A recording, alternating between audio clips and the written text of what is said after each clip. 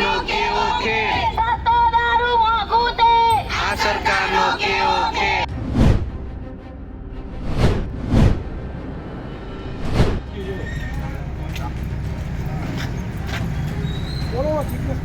जिग्नेश मेवाड़ी तुम आगे बढ़ो, हम तुम्हारे साथ हैं. जिग्नेश मेवाड़ी तुम आगे बढ़ो. बराबर.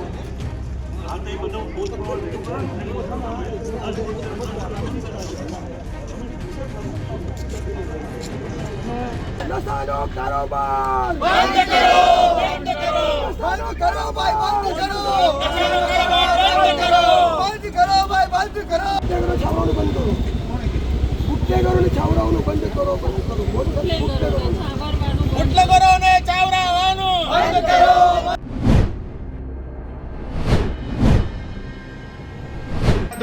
જે દારૂબંધી અને પોલીસના પટ્ટા ઉતારવાની વાત કરે છે, કયા પોલીસના કે જે ભ્રષ્ટ છે એના પટ્ટા ઉતારવાની વાત કરે છે. ખરેખર આખા ગુજરાતમાં, આ ગાંધીના ગુજરાતમાં આ ભ્રષ્ટ અધિકારીઓ જે ભ્રષ્ટાચાર કરે છે એના વિરુદ્ધમાં જિગ્નેશભાઈએ પટ્ટા ઉતારવાની વાત કરી છે. બાકી બીજા કોઈની વાત નથી કરી. અને નૈતિકતાવાળા જે પોલીસ અધિકારી છે એની કોઈ વાત છે નહીં આમાં. બીજું કે આખા ગુજરાતમાં 33 જિલ્લામાં આજ રોજ આવેદનપત્ર આપવાનું કારણ શું છે? આખા જિલ્લામાં 33 જિલ્લામાં દારૂબંધી થાય, ડ્રગ્સબંધી થાય. આ ડ્રગ્સ અને દારૂના રવાડે છોકરા ચડી ગયા છે અને કેટલાની જિંદગી બરબાદ થઈ ગઈ છે. એની માટે આવેદનપત્ર કલેક્ટર સાહેબને દેવા આવ્યા છે. નહીં બંધ થાય તો શું રણનીતિ રહેશે? રણનીતિ આગળની અમારા નેતાજી કરશે એ કરશું અમે. જિગ્નેશભાઈના સાનિધ્ય નીચે જિગ્નેશભાઈ જે ઝંડો ઉપાડ્યો છે કે સમાજને સુધારવા માટે, ખરેખર આ વ્યાજબી છે. અને જેને બળતરા થાય છે ને એ બળતરા કરતા રહે. પણ સત્ય શું છે ને એના વ્યૂ એના ફેસબુકમાં એના ઇન્સ્ટાગ્રામમાં જોવે તો ખ્યાલ પડે ખરેખર એના કોમેન્ટ કેવા આવે છે. અને સારી એવી કામગીરી કરે છે. એની માટે સરકારને સમર્થન આપવું જોઈએ. આ તો સરકાર અમુકની બીજાને પોલીસને આગળ કરી અને વિરોધ કરાવે છે. એ વ્યાજબી નથી. જય હિન્દ. આપણે આજે અહીંયા એકત્રિત થયા છીએ કલેક્ટર સાહેબને એક આવેદનપત્ર દેવા માટે કે અમે લોકો જે 2 દિવસ પહેલાં વાવ થરાદમાં જિગ્નેશભાઈ મેવાણીએ જે પ્રશ્ન ઉપાડ્યો હતો એ પ્રશ્ન આજે મહિલા તરીકે હું એમને બહુ સરાહનીય માનું છું. અને એવી વાત છે મારી કે આજે જે સ્ત્રીઓ માટેનો જ આ ફાયદો છે કે ભાઈએ જે પટ્ટા ઉતારવાની વાત કરી એમનું ખાલી એટલું જ કહેવાનું છે કે તમારી રહેમ નેચર જે આ બધું ચાલી રહ્યું છે જો પોલીસને ખબર ન હોય, અને એ એવા પોલીસને કે જે કરપ્ટ છે એવા પોલીસ ઉપર એમને આંગળી નથી ઉપાડી કે જે લોકો બહુ ન્યાયથી પોતાની જવાબદારી નિભાવે છે એવી કોઈ વ્યક્તિ ઉપર એમને આંગળી નથી. પણ આ લાગુ માત્ર ને માત્ર એને જ પડે છે કે જે અત્યારે અન્યાયના રસ્તે ચાલે છે, જે પોતાની બંધ નજર કરીને આ બધું છાવરીને ચાલવા દે છે. એમને માત્ર ને માત્ર એવા જ લોકોનો વિરોધ કર્યો છે, એવા જ લોકોની એમને વાત કરી છે. બસ મારું એમને સમર્થન છે અને આજે એ સમર્થનના ભાગરૂપે એમને સાથ દેવા માટે અમે કલેક્ટરશ્રીને આવેદનપત્ર દેવા માટે. ક્યાં ક્યાં દારૂ મળે? તમે રજૂઆત કરવા આવ્યા? દારૂ તો અમને એવા સમાચાર છે કે ભાઈ વઢવાણમાં પણ ઘણી જગ્યાએ, અમારા જ જિલ્લામાં ઘણી જગ્યાએ મળે છે, મારા જ ગામમાં ઘણી જગ્યાએ જાહેરમાં ખુલ્લેઆમ દારૂનું વેચાણ થાય છે. પણ એ પણ એમની જે છત્રછાયા છે એમની નીચે થઈ રહ્યું છે.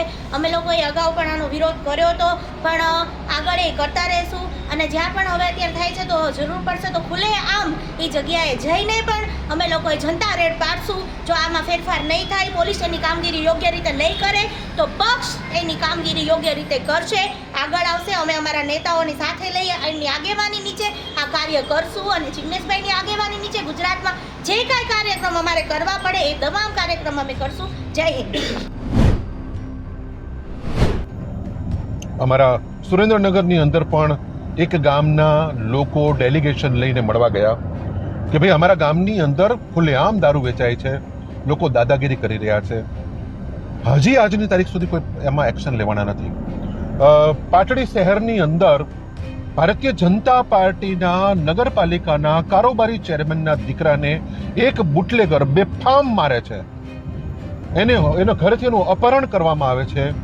અને તેમ છતાં ભારતીય જનતા પાર્ટીનો એક નેતા એના માટે અક્ષર ઉચ્ચારવા નતો.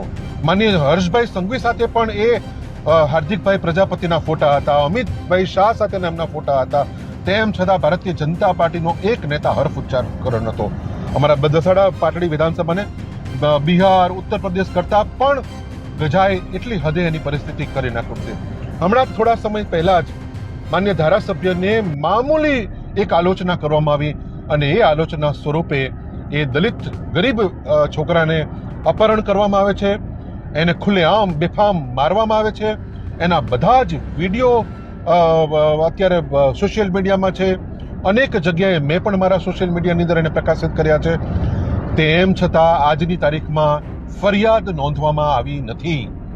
અને જો આ પ્રકારની પોલીસ કાર્યવાહી કરતી હોય તો 100% એમના પટ્ટા ઉતરી જ જવા જોઈએ.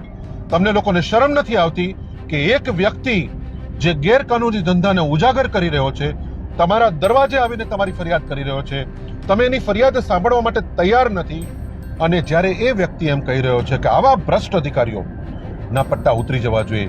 સેંકડો ઈમાનદાર પોલીસ કર્મચારીઓ પોતાનું નિષ્ઠાપૂર્વક કામ કરી રહ્યા છે, દિવસ રાત પોતાનું એક કરી રહ્યા છે, પોતાના જીવની આહુતિ આપી રહ્યા છે. એમના માટે પણ આ પોલીસ તંત્ર ક્યારેય લડ્યું નથી. પોલીસ સ્ટેશનની અંદર જઈને એમની પર હુમલાઓ થાય ત્યારે પણ પોલીસ એમના માટે કશું કરતો નથી. હા, જો કોઈ દલિત સામાન્ય ગુનેગાર પકડાય, સામાન્ય એવો ગુનો કર્યો હોય, તેને પકડીને પોલીસ સ્ટેશનમાં બેસાડી દેવામાં આવે. કોઈ મુસ્લિમ દ્વારા સામાન્ય પણ ગુનો કરવામાં આવ્યો હોય તો તરત એને જેહાદી સાબિત કરી દેવામાં આવશે. કોઈ વિદ્યાર્થીઓ પોતાનું આંદોલન કરવા માટે ગાંધીનગર આવતા હશે તો એને ઉપાડીને તમે પોલીસની જીપમાં બેસાડીને તમે ડિટેન કરશો અને આ બધાને તમે ટુકડે ટુકડે ગેંગ કહેશો. કોઈ બુદ્ધિજીવી, કોઈ પત્રકારો તમારી સામે અવાજ ઉઠાવશે તો તમે એને ટુકડે ટુકડે ગેંગ કહેશો, અથવા તમે એને ખાન માર્કેટ ગેંગ કહીને તમે એને બદનામ કરવાનો પ્રયત્ન કરશો. તો ચોક્કસથી આવા ભ્રષ્ટ અધિકારીઓ સામે કાર્યવાહી થવી જ જોઈએ. અને જે લોકો આવી પ્રવૃત્તિમાં લિપ્ત છે એની સામે અચૂક કાર્યવાહી કરીને એના પટ્ટા 100% ઉતરાવી લેવા જોઈએ. કારણ કે અમને અમારા પોલીસ ઉપર ગર્વ છે, અમને અમારા પોલીસની ખાખી ઉપર દાગ લાગે એ અમને એક ક્ષણ પણ અમને પોસાય એમ નથી. અને માટે જિગ્નેશભાઈની જે વાત કરી છે એ વાત સાથે અમે 100% સંમત છીએ. જય ભીમ સાથીઓ. આજે અમે ડાંગ જિલ્લા કોંગ્રેસ સમિતિ વતી કલેક્ટરશ્રીને એક આવેદનપત્ર આપ્યું છે. આજે ગુજરાતમાં જોઈ શકાય છે બેફામ દારૂનો વેપલો ચાલી રહ્યો છે. એની સાથે સાથે ડાંગની વાત કરવામાં આવે તો ગુજરાતનો સૌથી નાનો જિલ્લો, પરંતુ એ નાના જિલ્લાની સાથે સાથે એની એક વિશેષતા આજે ખૂબી જે દેખાય છે કે ડાંગમાં બેફામ દારૂ વેચાઈ રહ્યું છે. દારૂની સાથે સાથે ચરસ, ગાંજા અને ડ્રગ્સ પણ મળી રહ્યા છે. આજે યુવાધન એ આ નશાખોરીમાં લાગી ગયું છે અને એનું ભવિષ્ય બગાડી રહ્યું છે. તેની સાથે સાથે જુગાર પણ એ જ રીતે ચાલી રહ્યો છે. તો આજે કોંગ્રેસ સમિતિ વતી અમે કલેક્ટરશ્રીને જે આવેદનપત્ર આપ્યું છે એમાં આ દારૂના દૂષણ બાબતે તો ફરિયાદ આપી છે. એની સાથે સાથે જે આખા ગુજરાતમાં જે વાત ચાલી રહી છે કે જિગ્નેશભાઈની જે વાત હતી તો એને કોંગ્રેસ સમિતિ વતી અમે ટેકો આપીએ છીએ. કારણ કે જિગ્નેશભાઈએ જે વાત કરી તો એ પટ્ટા છૂટવાની વાત હોય તો એ ભ્રષ્ટ અધિકારીની વાત છે, તો એમાં અમે સમર્થન આપીએ છીએ. અને ડાંગમાં પણ આવા ભ્રષ્ટ અધિકારીઓના પટ્ટા છૂટવા જ જોઈએ. કારણ કે આ ભ્રષ્ટાચાર એ લોકોની રહેમ નજરથી જ ચાલી રહ્યો છે. કારણ કે દારૂનું દૂષણ અને જુગારના અડ્ડાઓ જે ચાલી રહ્યા છે તેની સાથે સાથે પોલીસ સ્ટેશનોમાં દર વખતે દર બીજા દિવસે મારપીટના જે કિસ્સાઓ સામે આવે છે, એમાં મહિલાઓ પર જે અત્યાચાર થાય છે એમાં પણ દારૂ પીને જ લડાઈ ઝઘડા થતા હોય છે. તો આજે આ ડાંગની જે વાત છે અને એની સાથે સાથે જ્યારે ગુજરાતની વાત કરીએ તો છેલ્લા 5 વર્ષમાં વિધાનસભામાંથી જે આંકડો આપણે મળ્યો છે એમાં 16,000 કરોડનું ડ્રગ્સ જે પકડાયું છે, ડ્રગ્સ હોય, ચરસ હોય, ગાંજો હોય, 16,000 કરોડનું જે પકડાયું છે, 5 વર્ષમાં એક વિક્ટમ નથી મળ્યો. તો સરકાર એવી કઈ રીતે ચાલી રહી છે કે એ લોકોને એમાં કોઈ વિક્ટમ નથી મળી રહ્યો. અને એની સાથે સાથે જ આજે ડાંગમાં હોમ ડિલિવરીની વાત કરીએ તો એક તરફ 108 આવવામાં કદાચ વાર લાગી શકે, પરંતુ દારૂ તમને 5 મિનિટમાં મળી જશે એ હાલત છે આ ડાંગની. એટલે અમે કહી રહ્યા છીએ કે ડાંગમાં આ દારૂનો વેપલો બંધ થવો જોઈએ અને એના માટે જવાબદાર ભ્રષ્ટ અધિકારીઓના પટ્ટા તો છૂટવા જ જોઈએ. તૂટી પડ્યા એના માટે બધાને ખબર છે ને, હે ને? એના માટે પેલો પોલીસનું હાચું કહેવા લાગ્યો ને એના માટે એના પર તૂટી પડ્યા.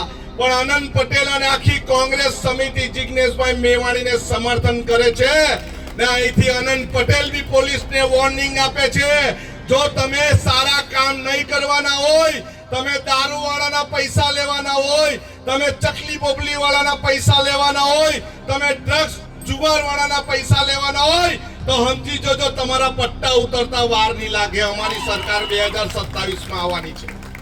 જિગ્નેશભાઈ એકલા નથી, જિગ્નેશભાઈની સાથે સમગ્ર આદિવાસી સમાજ છે અને જિગ્નેશભાઈને તમે હલાવી શકવાના નથી.